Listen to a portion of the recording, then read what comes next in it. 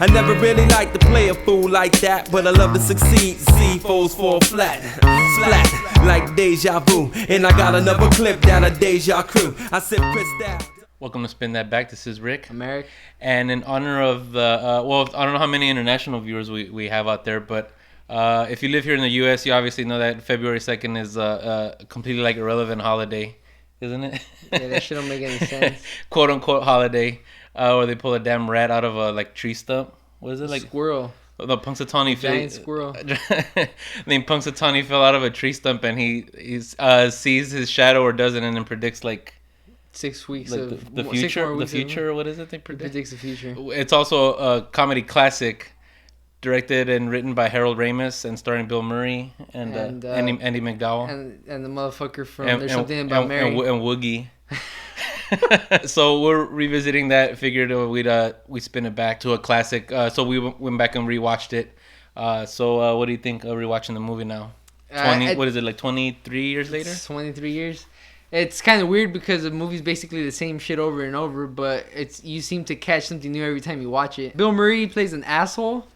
Basically, throughout half of the movie, he starts becoming less of an asshole until eventually he, I guess, turns into a good person because he's really self-centered. He doesn't give a shit about anyone. He talks shit about Punxsutawney Phil, which you think about it is a dumbass fucking holiday, but at this point, it's a tradition more than anything. Partly, this movie caused like the rift between Harold Ramis and Bill Murray. Harold Ramis wanted it to be more just like a straight-up comedy. Mm-hmm. Which you kind of get those elements. It has like a little bit of slapstick. It has like a little bit. Yeah, a little bit. Yeah, like it's not really crude or anything, but I know Bill Murray wanted it to be more like a contemplative thing. He wanted it to be more, like he said. I mean, it's pretty much like the journey of an asshole who has to like relive like one of his worst days. He has to relive it over and over again until he quote unquote gets everything right. And I think that was more the angle that Bill Murray was trying to take when they made the movie, and I think that kind of caused like a rift, and that's pretty sad because I mean they made so many classics together. Yeah. Aside from work and getting their start at Saturday Night Live.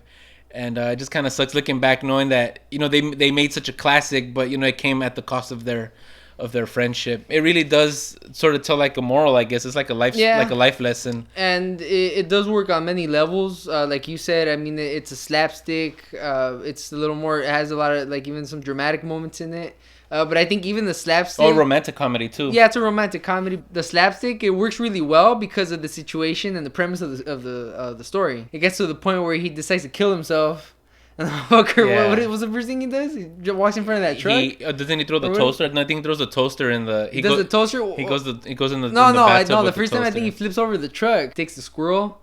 And then he drives off the cliff. I thought the toaster was first. I forgot. I don't remember either one, but it gets to the point where he just starts doing this ridiculous shit. But it fits within the context of the story. He robs the armored truck. Oh yeah, he robs the armored truck. He fixes the. He flies off the cliff. Put in the situation where what choices do I have? I can't kill myself. I can't die. So what else do I gotta do? Well, at least try to do the right thing and try to help people out. Try to it gets to the point where he actually saves people from dying. He saves that guy that was choking on that fucking steak, or what was it? Yeah. That bone? Yeah, choking on the steak. The kid falling out the tree. Yeah, the kid falling out the tree. He helps those old ladies with their flat tire. He changes the tire. Like you said, it fits within the context of the movie because, I mean, really, when you look at it, it's a silly premise. It's like, I mean, when would that ever happen that you would repeat the same day over and over again?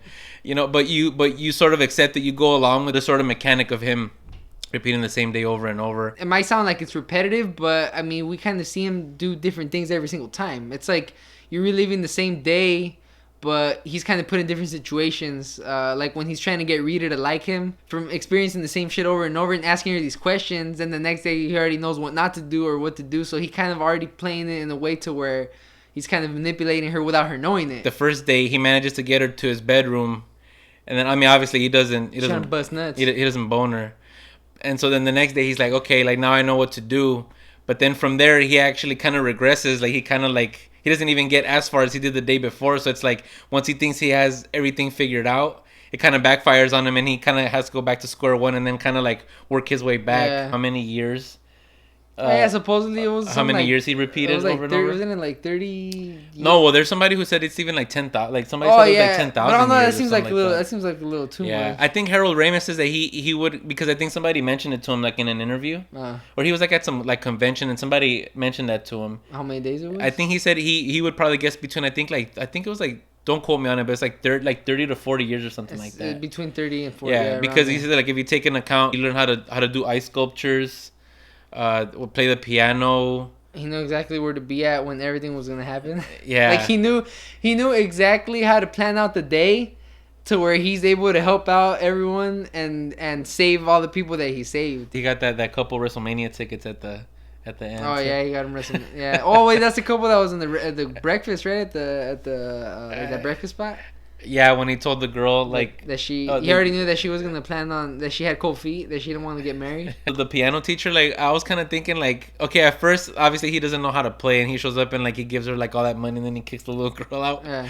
Well, she kicks the little girl out. Yeah. Like, obviously that's his first day, right? So he doesn't know shit. But then, like, I mean, if the day repeats over and over, like, wouldn't he just one day show up and just be like, "Hey, I'm here for my lesson," but he's already like really good? Yeah, what about it? Like, but wouldn't that be technically his first lesson? Wouldn't the teacher be like, "God damn, like, how the hell do you know how to play the piano?" It shit don't make any sense. You just kind of go along with it, you know, and that's basically what the whole movie is. Right from the very first time, he goes downstairs the first morning, and he's like straight up talking shit to that old lady, and he starts going over all this shit with the weather, and then he makes you feel like a fucking idiot.